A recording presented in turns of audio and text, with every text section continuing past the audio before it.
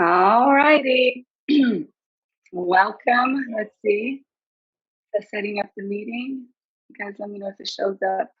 Oh, it says live on Facebook, so I think we're live already. Well, happy Friday. Welcome, everybody. Yes, it's working. Okay, just making sure that you guys can see what we can see. We are here with Airway Circle on our Friday lives. So excited about the talk today. Let me pull up what I need to pull up so I know what to tell you guys. We have some very special guests.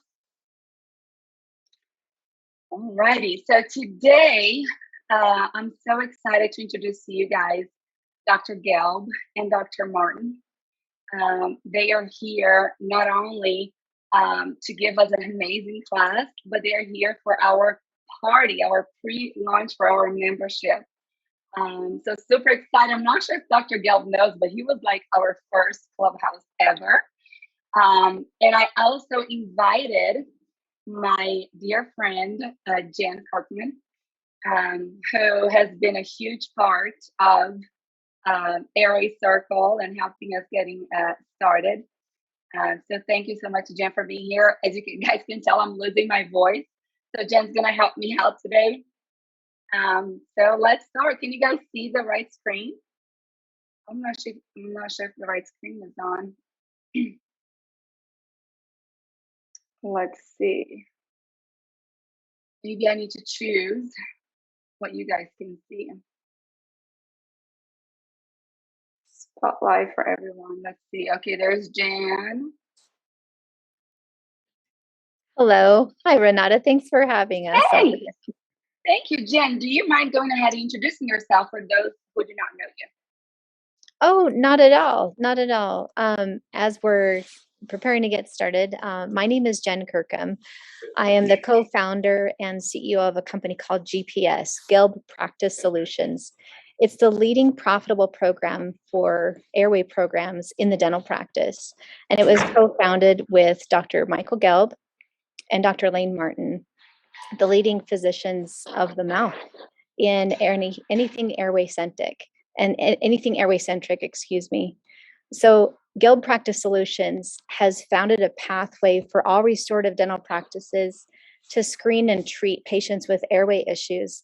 And so that's why they're here today talking about something as basic as the Nightguard. So we're going to be mentioning the TOW method, standing for TMJ, Airway, and Ortho, and just sharing information of things that we're really passionate about. So thank you for having us, Renata. Of course. Thank you so much, Jen, for being here. So guys, about Dr. Gelb, Dr. Michael Gelb is a dentist in New York City with a practice devoted to airway, TMJ, and headache disorders and how they affect performance, fatigue, memory, and pain. Dr. Gelb is a clinical professor at NYU College of Dentistry and a diplomate of the American Board of Orofacial Pain. He has pioneered the concept of Airway Centric Dentistry and is the co-author of the book Gasp. He's also the co-founder of the AAPMD, which we love, and the Foundation for Airway Health. Okay, you guys can see me. And about Dr. Martin. Dr. Layne Martin graduated from StonyBrook School of Dental Medicine in 1998, where he received a scholarship from the U.S. Navy. After a distinguished career in the Navy, Dr. Martin entered private practice. He completed the Kois Continuum in 2013 and became a mentor at the Kois Center in 2014. Layne sold his restorative dental practice in 2018 and he completed the Tufts Mini Airway residency and became a diplomate of the ABDSM in 2020. He just finished a fellowship at the CTOR in Hoboken in New Jersey in Orthodontics and Craniofacial Orthopedics. He has committed the rest of his career to treating sleep disorder breathing problems in children and adults. Guys, do y'all want to say a quick hello? Thank y'all for being here. Thanks, Renata. It's great to be here. Layne, great to be here. Together. Thanks again. Thanks for having us. And so I think this is a great topic to kind of introduce people, introduce dentists, hygienist, myofunctional therapist, speech language pathologist, anyone basically. Probably, what would you say, half our patients or so are wearing night guards? Yeah, I mean, this is, I sold my restorative dental practice and I went into ortho because I realized that so many of the symptoms I was treating in my restorative practice was really the signs of a bigger problem, an airway sleep issue, including making night guards wrong for probably 15 years until I met you and realized that I was probably closing off their airway and making their breathing and sleep worse. Right. So, this topic, we've been taught in dentistry, and it goes back to really 1924. So what are we in, 2021? So it's almost 100 years that I'd say that we in dentistry have been closing the airway. So this is about Airway Circle, and we're inviting people to come into the Airway Circle and be part of Airway Circle. And so we have to kind of own up to this fact that this thing called centric relation, how we've been taught in dental school and how the dogma that's been carried down from generation to generation has been basically to put the jaw back or not to give the lab any bite. So when you used to make your night guards, tell everyone how did you think, like, the best way to make a night guard? Well, me doing a night guard was really doing belts and suspenders after I started a case in centric relation, right? And I didn't necessarily restore them there because I found out that most people don't want to stay in CR, right? Like, I feel like we were taught really the wrong thing of putting someone rearmost, uppermost, closing off their airway. So you'll see the next slide, so many patients posture forward, and we always talk about it. You see a patient with anterior wear, a lot of times those patients have an airway issue. And this, for me, I made so many mistakes looking at this case, right? This was my bread and butter. Patient came in like this. Yeah. What would I do? I'd open up their vertical, I'd deprogram them, aesthetic crown lengthening, and then I'd veneer them, and then they'd end up chipping or breaking a lot of the restoration. So this is your world. Yeah, and I see people teaching courses on how to open up vertical. But one thing that I learned, and I started this 30 years ago looking at airway, and I didn't want to get into airway initially. I said, I just want to do TMJ. Yeah. But it became obvious in 1990 after I heard Wayne Hallstrom and John Parker. But when you look at how other people are doing it, I always tell people it's airway first. Airway trumps everything else in dentistry. Then it's the TMJ, the clenching, and then the last thing we look at is the teeth. Yeah, and this is such a profound slide because, like I said, this was my world. And then I put someone in a night guard. And again, I made them worse, right? I closed off their airway. I put a flat plane upper splint. I probably pushed their mandible even further back. When we talk about protective function, I always talk about if in CPR, what do you do in CPR? You jaw thrust someone. So a lot of these patients that look like this is why they have wear on their anterior teeth. They're subconsciously jaw thrusting. Let me ask you a question. Because when I went to dental school, they would show us a case like this, and they would tell us, you cannot you cannot increase vertical. They would try to tell me that these teeth would super erupt. Or if you went to some dentists, they'd probably want to do crown lengthening, Renata. They would want to send it to a periodontist. They would want to trim down all that buttress bone. They would do crown lengthening. They would try to make these teeth longer because a lot of people, now I'm going back 10, 15 years, they would never want to open the vertical on a case like this. Yeah, the next slide, I always ask these questions, right? We always ask these questions whenever we lecture. How long should our teeth touch per day, and how much should our teeth wear down a year? Well, that's right, and that's good, and our teeth shouldn't. So, I mean, everyone can write down what they think their answer is. I mean, I always tell my patients, one of the most important things I tell my patients is lips together, teeth apart. And I say the teeth touch every time you swallow, and you swallow 2,000 to 3,000 times a day. And so I've been around all different aspects of TMJ, and so the psychosocial part of TMJ is cognitive behavioral therapy, posture, relaxing, having the tongue up. lips together, rest oral posture, and things like that, right? So what would you say, how long should your teeth touch? 20 minutes when we swallow. Okay. Right? You need to breathe for 1,440 minutes a day. So you're talking about the paradigm shift. This is what I missed in my restorative dental practice. I made so many mistakes as I focused on the teeth when I should have really been focused on the airway. Not that this person doesn't need to be restored, they do. But when you want to set the case up so it doesn't fail, because I had so many failures because I never addressed airway and sleep. Well, I think one of the primary questions here is getting at root cause, talking about functional medicine. And, you know, I could ask two questions. I could say, where should this case be restored? Now, I'm still thinking I'm talking like a dentist now. Mm-hmm.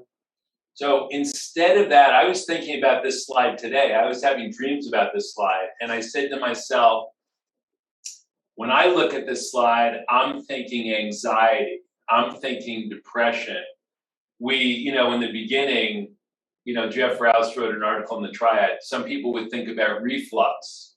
Some people think about panic attacks. My brain gives me to mention Alzheimer's when I see this slide. So when I talk about root cause, and you said it, you said sympathetic nervous system, you said stress. Mm-hmm. When we talk about stress, that could be a lot of things, right, to a lot of people. But I'm really looking back in the patient's medical history, and I'm trying to see what else is going on. When this patient comes into me as a hygienist, when this patient comes into me and I'm at the front desk and I'm taking the phone call, I want to know everything about their medical history, right? Do you agree? Absolutely. Are they on anti-anxiety meds? And what's going on? And then, as part of my discovery, I'm looking at malampati, I'm looking at tongue size, I'm looking at tori, I'm looking at myofunctional, I'm looking at habit. So I think the easy way to get into this is saying, wow, it's like the American College of Prosthodontics. When you see this patient, you got to look further to see if they have an airway problem. Is that what you're? Is that how you're thinking now? In our program, we always talk about the medical history, right? Like certain things on the medical history should be red flags. We say patients on multiple meds for hypertension. Now we're going a little bit more in detail, but those patients that have an airway or sleep issue, why are they on multiple meds for hypertension? Their heart rate and blood pressure going up and down all night. It's putting a ton of pressure on their heart. You spoke about acid reflux. It's the negative pressure, the Bernoulli effect of kind of breathing and having that. Now, the second question was a John Kois thing for me, was 10 microns. So our teeth should wear down 10 microns a year. It would take 100 years to wear down 1 millimeter of tooth structure. Yet I spent 15 years looking at this case and building up vertical and never asking the questions to the patient of, could you be more refreshed? Are you aware that you snore? Are you having all these other things? And I missed it, right? And you don't know what you don't know. Well, and look, this is a drastic case. I think we're going to show another case in a little while. There is a part of dentistry out there that thinks that we should never change someone's bite, or that we should never do irreversible changes to the bite. And that's another subject, and it might be for another day, but I think that's a really good topic, is what's important, what's root cause, and how is this a part of overall health and wellness? Yeah. Right? Yeah, absolutely. The paradigm shift. So when I was coming up and I was going to meetings at the American Equilibration Society, my dad was the past president, the teeth were everything, right? The best guy in the class was the guy in the third and fourth year who had the best hands. And he never really married the first 2 years to the third and fourth years. The second thing you'd look at is occlusion. Then sometimes you'd look at TMJ. For some people, they look at bruxism, they put a mouth guard in like you did. And there was no such thing as airway. And then skip ahead, Howie and I started talking about airway centric in 12 years ago, let's say, before we founded the AAPMD. And now we talk about airway first treatment planning. Like we said, airway, when you do a restorative case or you do an orthodontic case, the first thing you should really look at is airway. That's really the tying in between medicine and dentistry, and it really is the tying in between mind and body. It's mind-body medicine. It's also functional medicine. And I think it's the best way if you want to start talking to your medical colleagues, talking about the airway. And then the second thing after airway, because that then spawns clenching, grinding. I think if you get rid of, like I agree with John Mew, if you open everything up as a kid and you expand the maxilla, we're probably going to get rid of probably about 75% of TMJ. Would you agree? Absolutely. You know, we obviously in our ortho program, we're talking about expansion. Yeah. And we say it, the roof of your mouth is the floor of your nose. Yes. So if you expand someone, you're going to open up, you want them nasal breathing. And the key is nasal breathing. So when we go back into this, really the key is as early as possible in life is to get them to be a nasal breather. Yeah. And that's a whole other question. So that's the new paradigm. So when this patient would come in on the left, and you would your mouth would water probably, right? Yeah. As a restorative, you studied with Larry Rosenthal, right? I did. And so looking at this case, now we look at it from an orthodontic standpoint, you look at it from an airway standpoint, it's narrow buccal corners. However, what I used to do was the patient would come in and I'd build out their buccal corners with porcelain. Right. I treated her symptom, and I never treated her root cause problem. You treated those black lines, those buccal corridors, you call it? Yeah. Those black, that when you take the photograph, it just appears black. You go, God, this is a cosmetic problem. Now, beautiful woman, but now that we look at it differently, she's tired. Yeah. Now, in taking her history, she's either taking Unisom, NyQuil, Benadryl. She circulates. This is like 50, 60, 70% of my practice. Perimenopausal woman never really gets a good night's sleep. Like that's the bane of her existence. And probably Renata, that's the number one complaint. I don't get refreshing sleep. That's the number one thing that people say to me when they come in. I want to get refreshing sleep. So when we go deeper into the medical history, that's the stuff that comes up to me is how can I get this woman's brain down into deeper sleep? So today, when you look at those books, now we're thinking narrow nose, narrow palate, narrow nose. I'm thinking ortho. When I look at this now, I think ortho, and that's what we want the hygienist, the dentist, the front desk person to look at this.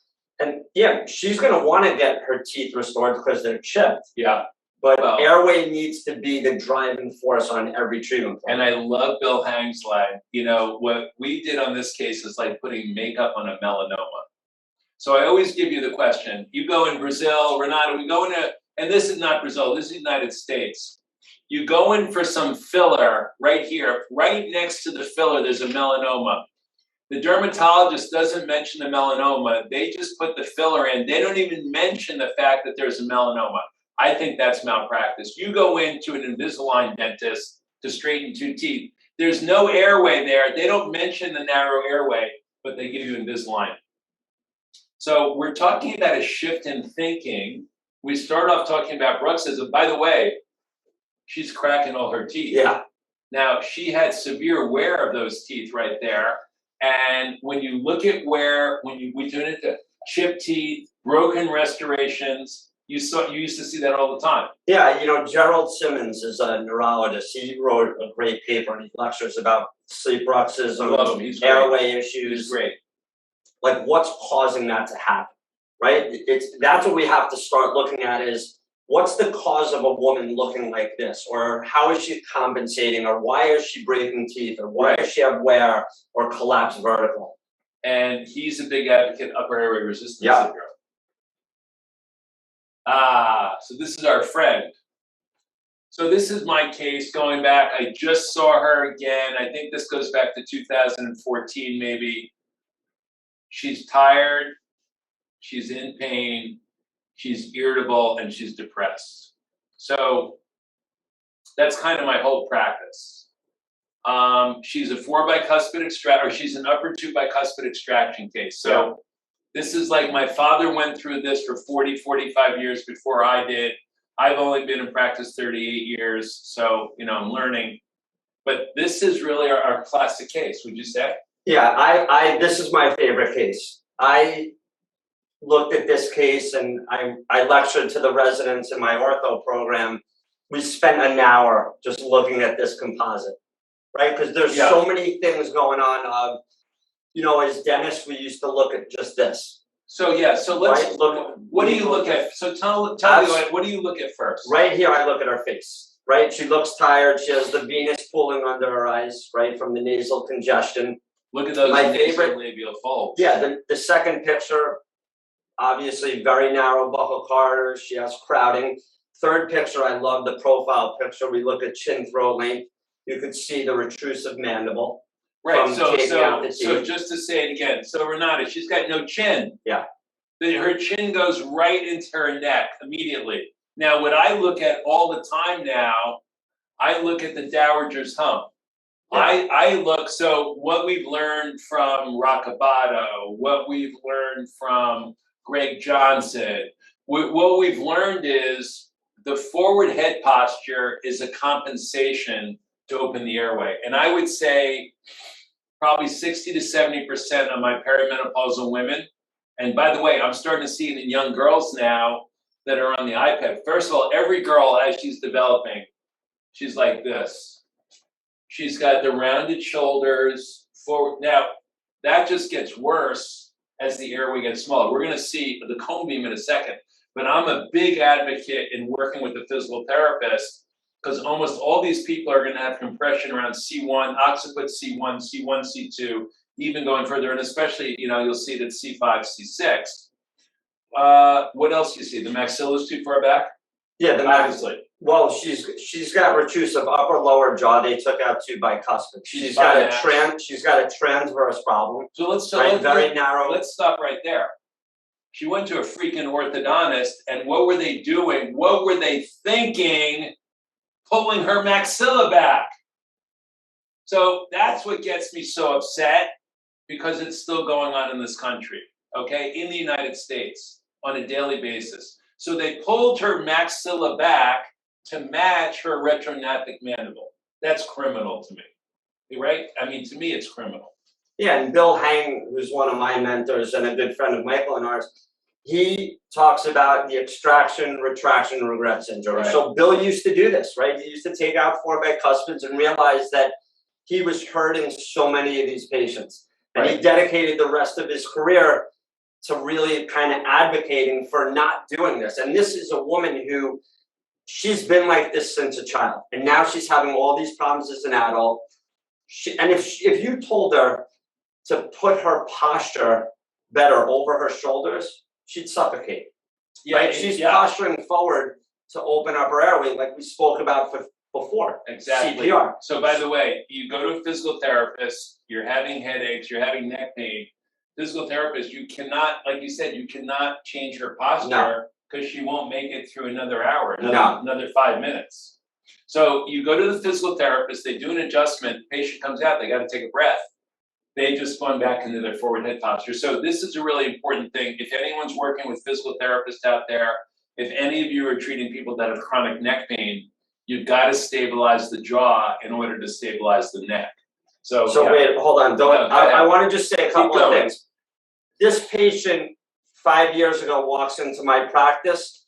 I don't even look at her face. I look at the dentistry, right? I look at the crown and bridge. I look at the large amalgams. And I probably restore her like this. You probably do. You take out the amalgams, you put in a zirconia, you put in pressed porcelain. So from an ortho standpoint now, and I want every hygienist and dentist to look at this, is if you look at the bottom photo, right, we talk about X-bite, and I don't know if everyone remembers Kerva Wilson from dental school, but if you look at her lower molar inclination, she's really kind of dumped in. And she has no room for her tongue. And obviously that's because she has a restrictive maxilla and mandible. And so this woman needs ortho. She needs really the extraction spaces reopened. Absolutely. Right? And have that transverse and also the sagittal fixed. And the other thing we look at is she obviously has a trapped mandible. Her lower jaw, she's got a severe overbite. Yes. Right? You always talk about that. Well, now you know what I started to do? Since Jeremy's coming in, I measure the molar to molar width. And the molar to molar width here is probably about 27, 28. And Bill Hang says 40. Yeah, 38 to 40 millimeters. So she's about 12 millimeters deficient in her width of her maxilla. So, but in the old days, you would have done the dentistry. Absolutely. You might even put laminates on this case. Probably. Right? Yeah. And that's probably what most of the courses in the United States are going to teach. This is a great case, but that would be the wrong thing to do in this case. Yeah, so this is her cone beam. Right, so you know what I always say, a picture is worth 1,000 words. So you know what, you might miss it. You may not be advanced, but if you have someone in your office that's really good at looking at pictures, by the way, when the patient sees, and Bill Hang had the greatest line, airways come in 3 ways. There's the coffee stir, there's the straw, and there's the garden hose. This is like a half a straw or 2 coffee stirs. This is a very narrowed airway. I always say less than 120 millimeters squared. This is probably about 50 or 60 millimeters squared. We might see it on the next slide, but I look at it in 3 different dimensions, and I wouldn't take on the coronal view, which is the bottom left. I'm really looking at the nose, so I would do a different cut here probably. I go a little bit further forward, but we just see that it's a very narrowed airway, and obviously as you push the jaw back, the mandible and the maxilla. See, the reason that we're here today, Renata, is that the dental team, we're working with the maxilla and the mandible every second of every day. We are the masters of expanding the maxilla. We're dentists, we're orthodontists, we're general dentists. So there's no one better than us to open the airway, open the nose while you're expanding, move the maxilla forward, move the mandible. And if you do that, you're gonna open the airway. So it's one way of, now we're talking eventually about growing the airway. That's why you're going back to school. No, it is. Listen, this CV cone beam is amazing adjunct. But really what our message is that the patient that comes in, either to the hygienist, to the dentist, with the wear, the high vaulted palate, the large tori, the large tonsils, right, the narrow buccal corridors, they have a bigger problem. Now, we use this tool all the time, and it's a great tool to explain it to the patient. But when you see that patient sitting in your chair with the wear on the anterior teeth, you know they have a bigger problem. And listen, but I believe that everyone's still, you and I don't know that we disagree, but I think the standard of care now is a cone beam. No, it is. I'm just saying for the offices that might not have that technology yet, and I think it'll be there. It'll be like digital radiography, it'll be like intraoral scanners. Every office will have a cone beam.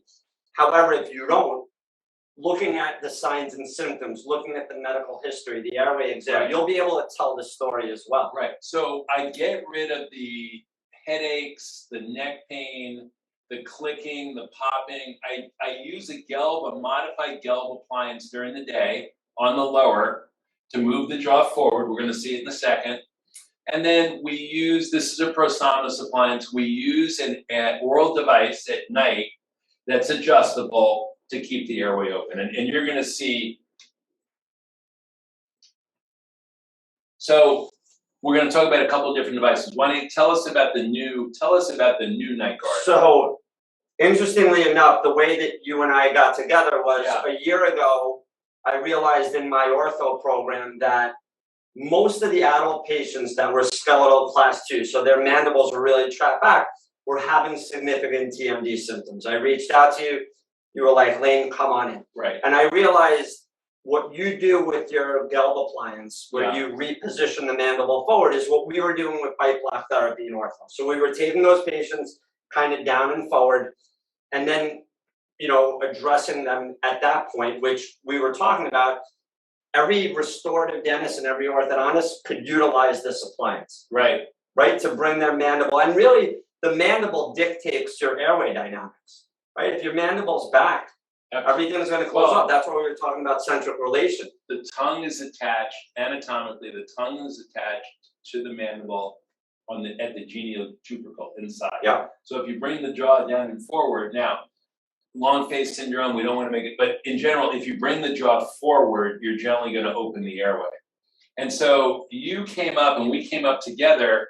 We started using this with Great Lakes. It's an upper appliance combined with a lower appliance, and it has a little anti-retrusion ramp on it to give the mandible the idea and the support to stay forward at night. Yeah, and we've modified it a little bit now, almost making it similar to class 2 and class 3 elastics. Right. So the elastics will help keep the jaw forward. It will. So you could wear this Right. appliance, the lower, it's a lower Gelb that you wear during the day. Yeah. And then at night, you just have the anchorage against your maxilla. So in other words, it's almost in a phonetic position, Layne, 66. So for those of you out there, everyone, how do I take the bite? How do I do it? Well, most of the time, if you have your patients say the sibilants 66, 66, 67, Mississippi, you're going to notice that the jaws will usually come back to the midline. Often it will, but the jaw usually will come forward into a speaking. Yeah, and a lot of people have a functional shift. So taking that phonetic bite,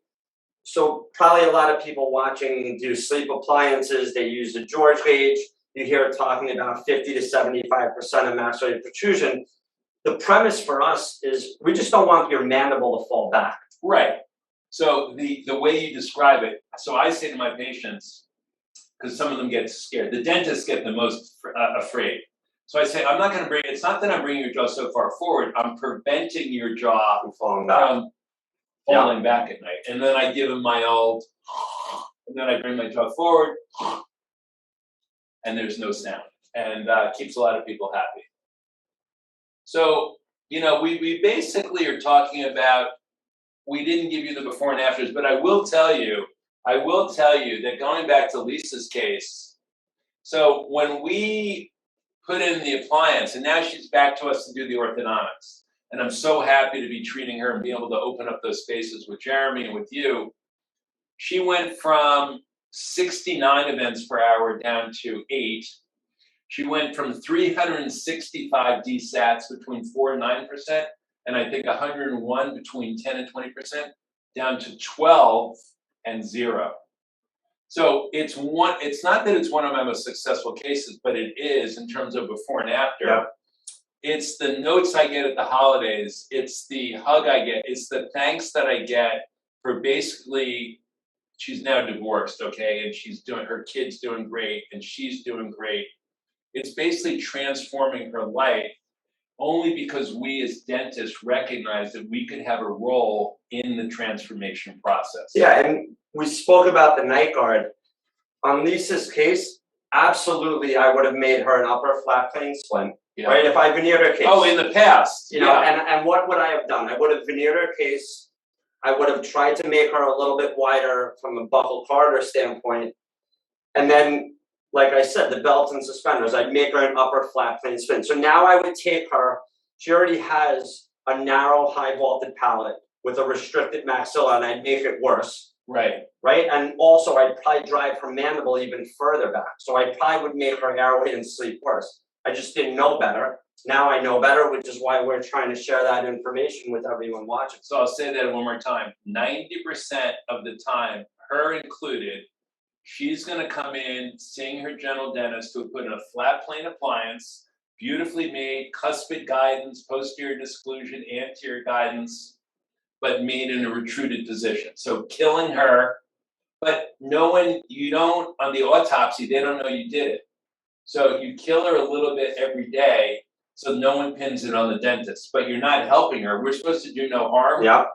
This is the case where if you put in a Nightguard and you only increase vertical, you're going to close the airway. Yeah. So what the American College of Prosthodontic position paper said, if you're going to make a Nightguard, you've got to have some degree of protrusion, advancement in the Nightguard, correct? Absolutely. And there are going to be bite changes, right? There's definitely going to be bite changes. We want bite changes. You do, especially in a case like this.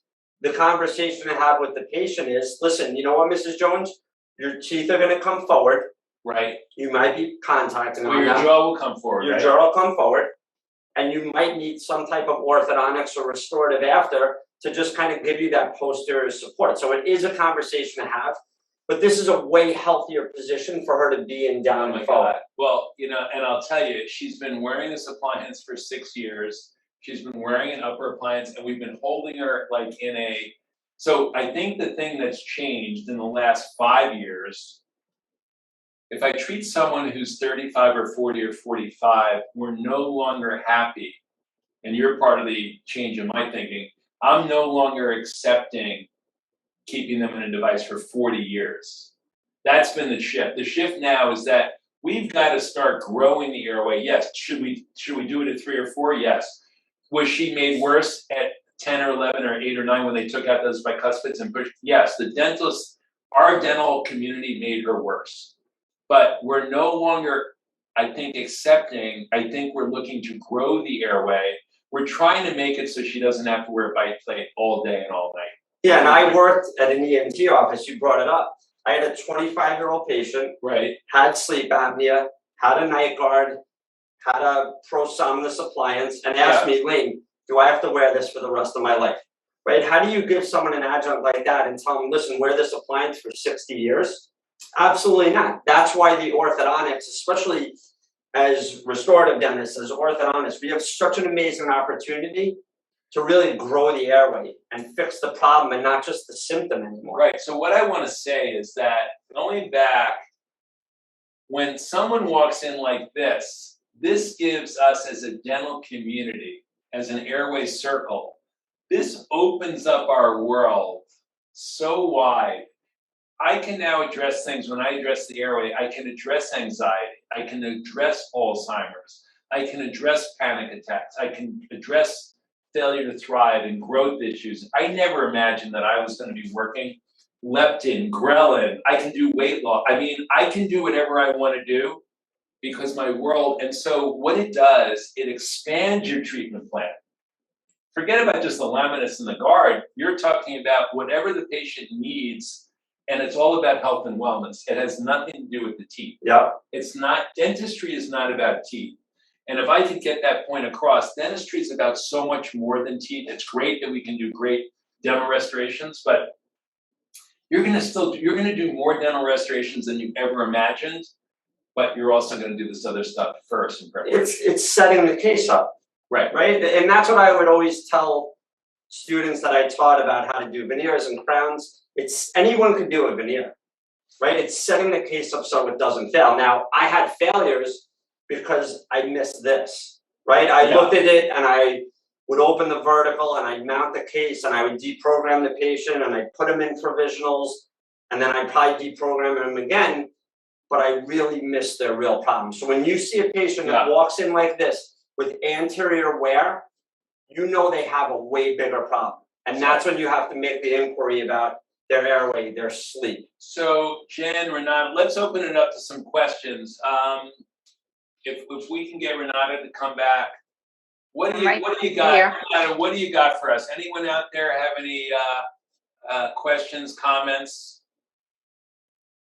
Jen, I'll let you go first. Yeah, I can jump in here. It looks like one of the questions that we see refers to the case with the retrognathic jaw. That's something that our audience here sees all the time. So it's no coincidence here that I think our audience is seeing this and it's the majority of your practice. So what's the first step that you would take in the treatment plan, looking at airway first? If they see this so often, what is the first step that they should take? Well, I'll tell you what I do, and then you tell me what. Sure. See, Layne's the restorative guy. I'm like Airway and TMJ. So because you see, the mandible is the one that moves. The mandible is the moving part. The maxilla. So I immediately bring the jaw forward. You see how she doesn't have a defined. She has a jaw there. Her jaw is pressed, has been protruded so far that her jaw is melding into her neck. I'm going to give her, and by the way, I always say this, I am the best cosmetic dentist in the world. And I'm not going to show you, Renata, you know I'm humble, right? But I'm not even, I haven't shown you any of my before and afters. I don't need to, but I can show you no teeth. And yet what I do for eyes. And so the first thing I'm going to do, because I could be an aesthetic dentist, the first thing I'm going to do is I'm going to move the jaw forward into almost an edge-to-edge position, a phonetic position. That's the first thing. That's during the day. I'm going to order a sleep study, and I'm going to see, is this snoring? Is this upper airway resistance? Is this sleep apnea? And then I'll probably end up using a FDA-approved, some sleep device at night. Now, here's what you taught me. I tell you this all the time. We don't want to, we can't use anything bulky. She has no palatal width. Yeah. If I put something in her mouth that has any lingual coverage on it, I'm going to make her worse. So I have to pick an airway device that's not going to take up that value of real estate. It's like Fifth Avenue, Monte Napoleone, pick the avenue of Brazil that you want, Renata. That real estate on the top, Worth Avenue, that real estate on the top is so valuable. So, you know, some of my colleagues would go in and they would start doing the orthodontics immediately. I'm a little bit more conservative. So that, what would you do first in this case? No, I think you address her acute problems, right? She's tired, she has pain, and that's the other point here. No one walks in like this and says, hey doc, you know what, I have an airway issue. They're coming in with TMJ pain, masseter pain, wear, broken restorations. It's just that when you see this now, you're going to think, all right, this person has an airway and sleep issue. So to your point, you address her acute issues. That's great. You reposition her mandible. Yes. And then you could do the restorative and really ortho. This patient absolutely needs ortho. You can get her lower mandible forward. What's going to happen though is when you bring her mandible to that phonetic position, her posterior teeth are not going to touch. She's going to be edge to edge. So that's when you do the ortho. You do the transverse expansion. You do the sagittal. Let me go back. You said one really, really important thing to me that I heard. You said the patient's going to come in, and this is airway circle. The patient never comes in unless they've read the book Breath or the book Gasp. I have an airway. They know. They never say, I have an airway problem, doc. They go, no, I'm fine. But you know what? I'm tired. I'm in pain. I'm breaking teeth. They come in with real, thank you, those two books. I come in with real problems. I don't know I have an airway problem. That's for you to figure out. So you're right. I have to get rid of the acute problems first, and then I educate them. I show them what a narrow airway is. I show them my model that I use all the time that shows when the jaw is back, the airway is narrowed, and as the jaw comes forward, the airway opens up. So I hope we answer your question. We take care of the acute things first. I don't jump in like some of their techniques out there where they jump in right away and they want to sell a $10,000, $20,000 case. We personally don't do that. We go step by step. We develop a relationship with the patient, and then we'll get into ortho. It might take us 2 months, 3 months, could take us 6 years, like in this case. Yeah, and the other benefit of doing either a lower Gelb or the appliance that we're inventing, or even a traditional sleeve appliance, you're going to bring their mandible down and forward. You're going to really help remodel their condyle, and then the ortho becomes a little bit easier because you're really addressing the sagittal part. She definitely needs the transverse part. We already said that, the high vaulted palate. She's having a lot of the sinus issues as well. Okay, next question, Jen. Or Renata? Yeah, I have a question here. For the audience of Airway Circle, a lot of these are hygienists that also work in myofunctional therapy. What do you see as their role as it relates to the Nightguard, specifically with this topic? What can they do with the patients? Like, do you see them, how can they assess the current Nightguard? You know, what do you recommend in starting the conversation there? Sure. You want to go first? Yeah. Okay. So, you know, I was talking to Howie yesterday.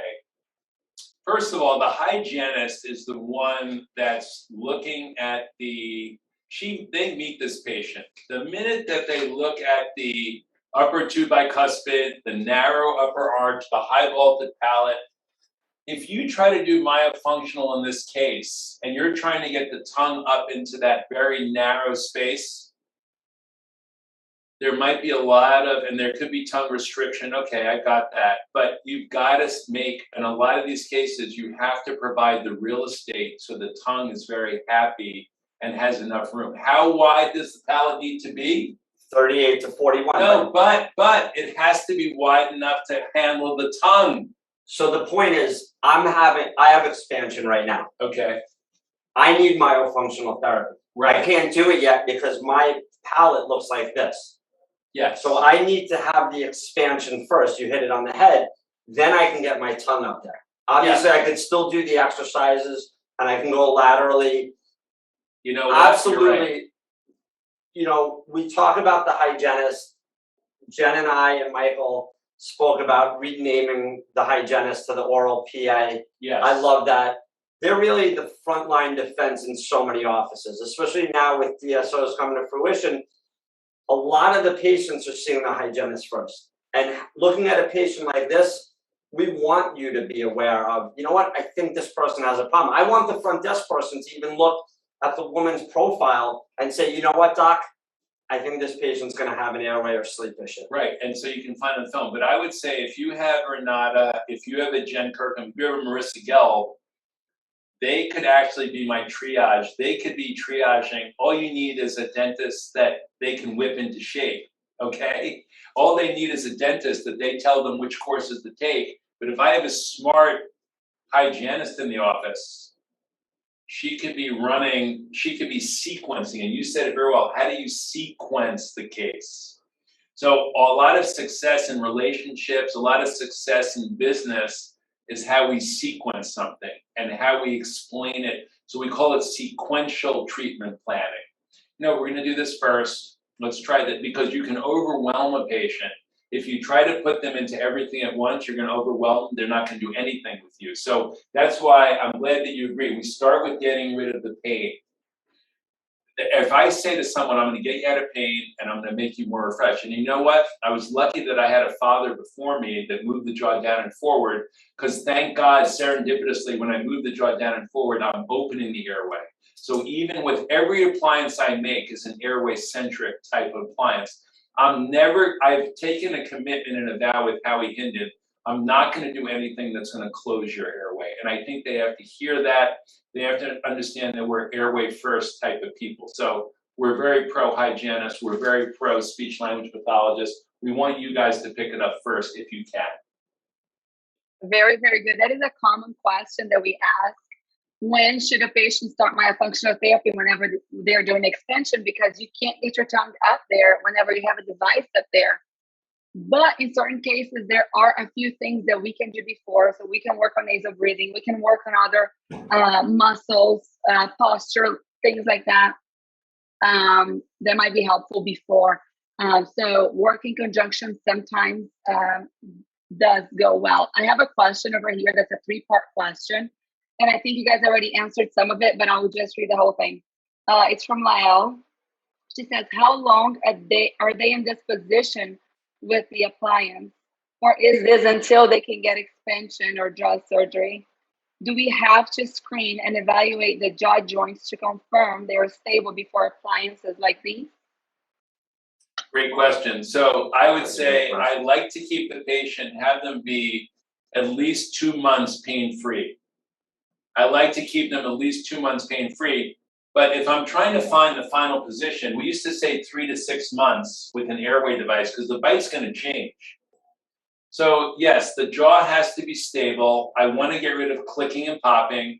I want to get rid of locking. I want them to be able to have no pain in their masseter temporalis, trapezius, sternocleidomastoid, posterior. So I have to work. We didn't mention the physical therapist. I work with Brad Gilden, Greg Johnson, Ron Harushka. You and I both work with Airway Centric physical therapists. They're doing pressure. They're making sure the diaphragm works. They're working on pressure gradients. And so when I work with a sophisticated physical therapist, they're as much of the team as the hygienist and the speech language pathologist. So I'd say it takes at least 2 months. It takes 6 to 8 weeks for sarcomeres to lengthen, to get different rest posture, to break habits, at least 6 to 8 weeks. And then, listen, I've been holding her steady. I've been keeping a lifeline to her so she could raise her son, so she could get divorced, so she could get a new house, a new apartment, so she could survive and thrive and lead her life. Now I'm going to do the orthodontics with her, but I will go. It's not how it's a marathon. Life is a marathon. Life is not a sprint. So we just have to manage it with costs, with family, sending kids through college. You know, I have a 2-year-old in the front. What would you say with sequence? No, I mean, Renata brought up a great point. This is a multifactorial problem, right? So you addressed it. Myofunctional, she has a soft tissue problem, right? She might even be a little bit tongue-tied. She also has an anatomical problem. And I think in dentistry, we've always looked at things as very black and white, right? This is their anatomy and we have to fix it. But there's also soft tissue. I mean, you brought up a point about the coffee straw and the McDonald's straw, which you hear a lot on the airway circuit. But if I told you the McDonald's straw is paper and the coffee straw is plastic, right, the McDonald's straw is going to be a lot more collapsible. So it's not just looking at anatomy, there's soft tissue. We're huge believers in myofunctional therapy. So all the patients that need ortho, for the most part, should have myofunctional therapy. Absolutely. I mean, that's a bold statement, but I'm seeing orthodontic surgical cases relapse because no one addressed the tongue of the soft tissue. And let me tell you, I was in the Navy doing orthodontic surgery. That is a barbaric procedure to have relapse. Yep, and so you know what? I love it when they've come to me and they've had myofunctional. I love it. I'm now getting referrals from, you know, a good amount of myofunctional therapists, speech language pathologists, hygienists, and I think it's wonderful. And so it's probably going to need that. So when all the studies showed, whether it's ortho, adenoids, tonsillectomy, palatal expansion, every case does better when they've had myofunctional in terms of preventing relapse and in terms of, and Camacho studies, all his meta-analysis. We're going to do better if we have myofunctional therapy in every case. And Renata, the other thing that Michael, myself, and Jen always talk about is the speech and language pathologist. Now, I've lectured to that group because so many of those kids are really behind the curve in terms of growth. Yeah. Right? And they're just not getting oxygen to their brain. I mean, that's a whole other topic we could speak about for hours in terms of the ADD, the ADHD, you know, the failure to thrive. So many of those kids need early intervention. In my ortho program, I mean, we're putting bondable expanders on 3, 4, and 5-year-olds. And when they're saying, no, the orthodontist said to wait till 10 or 11, they're missing it. Because at 3, 4, 5, the kids' tonsils and adenoids are the largest. Our mandibles and maxilla are the smallest. And that's the brain development, right? By the age of 5, 98% you have brain development. You have to intervene early. Go ahead, Renata. Another question. Sorry. That was a good I one. love the way that you brought that up. I hadn't seen anybody talk about a paper straw and a plastic straw. That's genius. I love that. Collapsibility, yeah, it's great. That is genius because I'm doing a lot more paper straws now that everything is recyclable and they break down after about 10 minutes. Very frustrating, but good for the environment anyways. Somebody has been asking about, let me think of Susie. What are your thoughts on Kois deprogrammer? You know, I'll talk. Layne, you know, Layne studied with Kois, so it might be politically. So if someone comes in with a deprogrammer, you know, it's generally people that have been taught by prosthodontists or Kois, or, you know, these deprogrammers are nice, but, you know, what is a Kois deprogrammer? If you put like a Lucia jig, you put something like an NTI, it only hits in the front. It only hits in the front 2 teeth. It's meant to relax the muscles. But this is the whole issue with neuromuscular too. You want to know, what are you trying to achieve? So just because I'm going to deprogram the muscles, are you trying to find a better position for centric relation? Are you trying to find like where you're going to restore the case? Most people that use Kois deprogrammers, and I'm going to generalize, most people that use Lucia, forget it. If you use a Lucia jig, it means you're an old guy like me, older than me, and you're probably trying to find a centric relation position, and you don't even know that there's a term called airway. So it's good if you're in the airway circle, you've at least heard of something called airway, and you're aware of airway. So I never use the term a deprogrammer or a jig in the same sentence when I talk about airway. How would you say it? I mean, that was my world, right?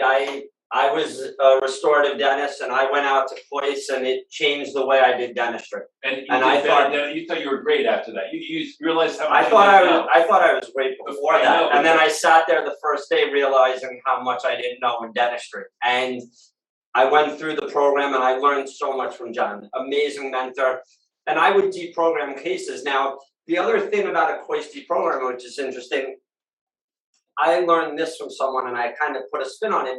Putting a deprogrammer in or putting someone in CR is like putting training wheels on a bicycle, right? You start out that way, and now being an airway dentist and an orthodontist, I look at it differently. Yeah, you start out that way, but you don't restore them that way. You don't restore them that way because they don't want to stay there, right? We just saw a case the other day, myself, Michael, and Jen, and I, where it was a class 3 patient, and they put veneers on the patient. And I've done this. I've made this mistake. I veneered the patient, I restored their class 3, and I ended up trapping their mandible back.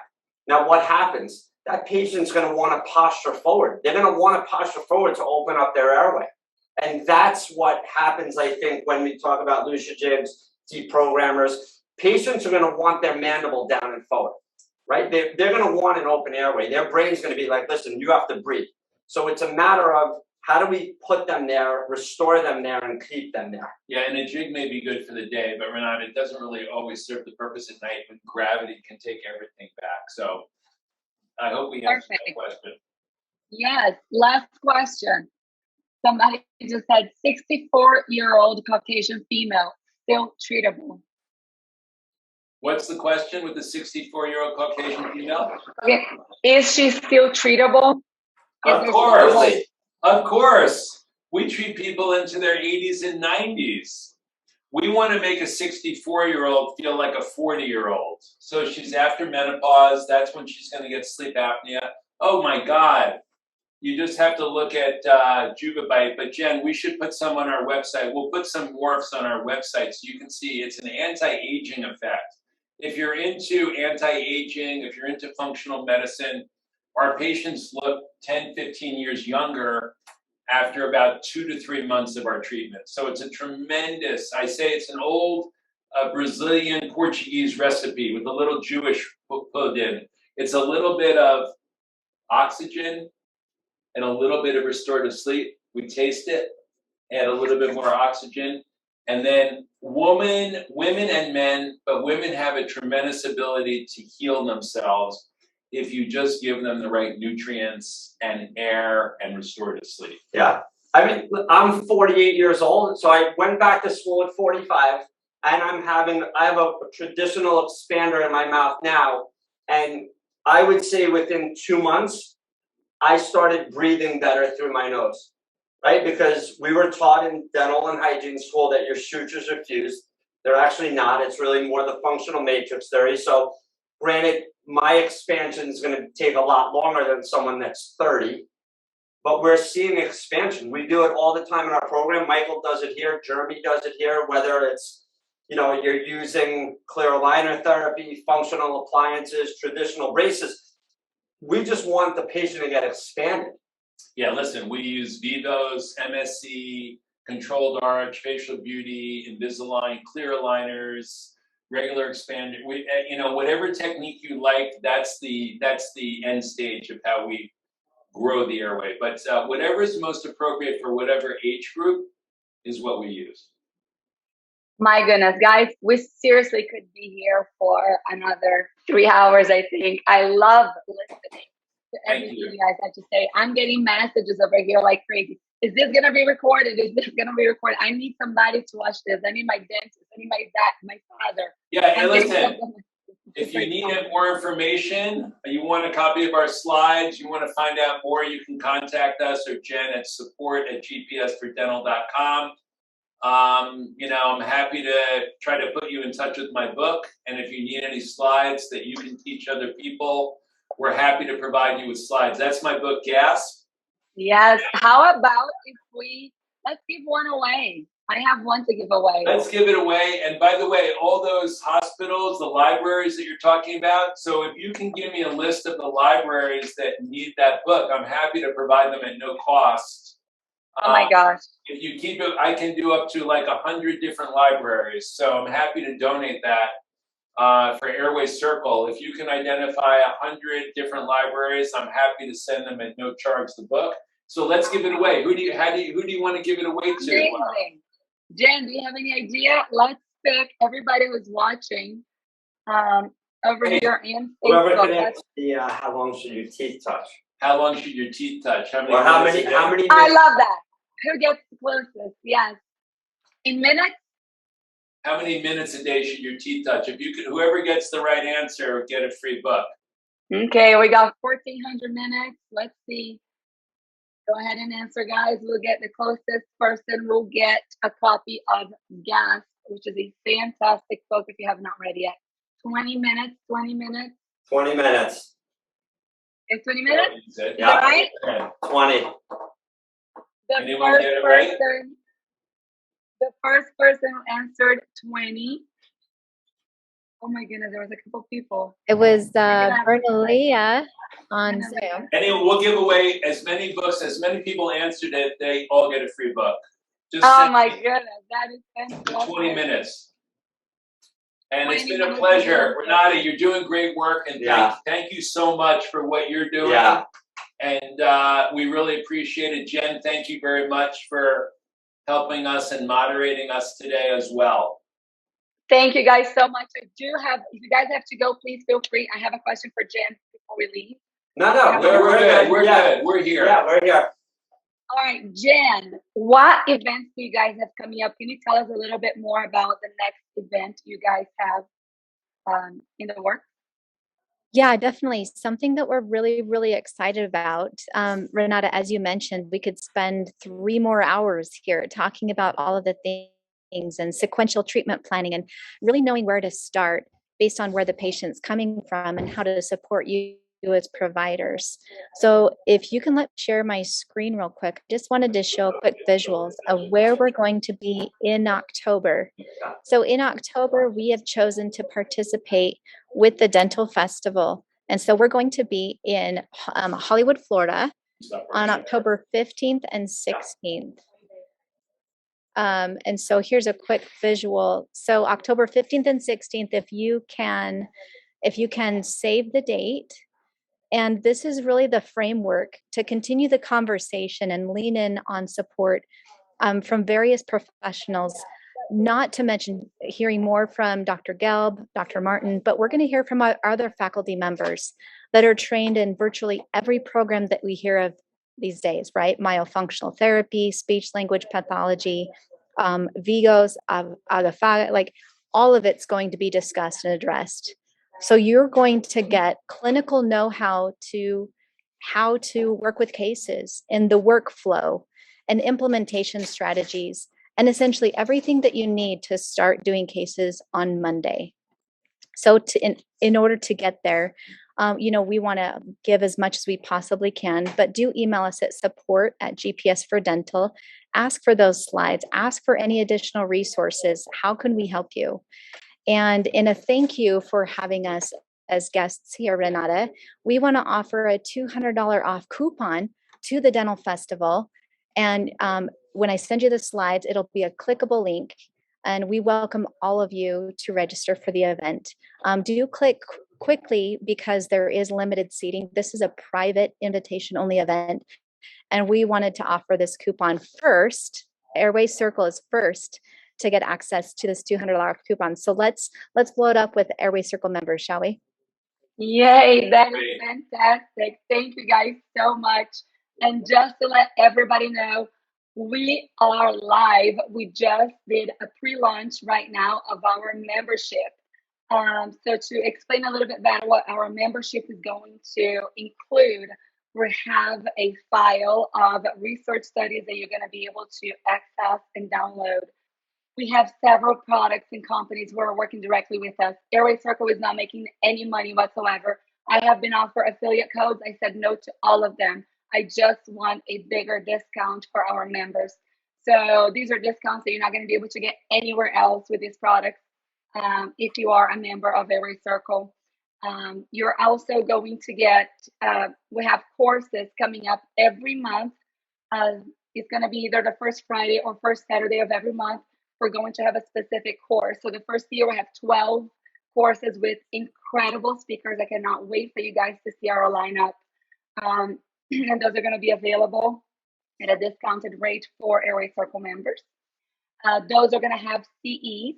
So AGD members only CEs. We're working on ASHA, which is super hard. Help out, ASHA. Also, as a member, you're going to support us in our continued vision of bringing these courses to you guys, bringing these free classes to you guys. Right now, we're doing 4 or 5 free 1-hour meetings a week. With guys have seen incredible speakers. We do giveaways. We also have an amazing free directory. We have 136 professionals right now. And the directory has been super helpful, not only for patients who are looking for providers to help them, but also for providers to see meet other providers that they can collaborate with. So there were people around me that I didn't even know. There's an orthodontist close to me who works with Dr. Gelb, actually, who I had no idea, and now I can send him patients. But because of Airway Circle, all of these amazing collaborations happening with so many different people. So we're super thankful. Airway Circle is not me. It is not, I can't do anything by myself. So I really need everyone's help to share our posts and tell other providers about it. If you work for a dentist, please invite them to come over. If you'd like to be featured, send us an email, and would love to have you over here too. We're all about, connect, share, and collaborate. So thank you all for being a part of this amazing dream of ours. And it is blowing up, and it is so exciting how many more people we're able to help by sharing all of this information. So let's keep doing it. Thank you guys for being here. Thanks again. Thanks, Renata. Thank you. All right, everybody have a wonderful weekend, and we'll see y'all this week on Tuesday, Thursday, and Friday meetings. All right, we have Dr. Friday. Mary Burke on Friday, by the way, Myofunctional. Super excited about that. Bye, guys. Thank you. Bye-bye. Bye-bye now.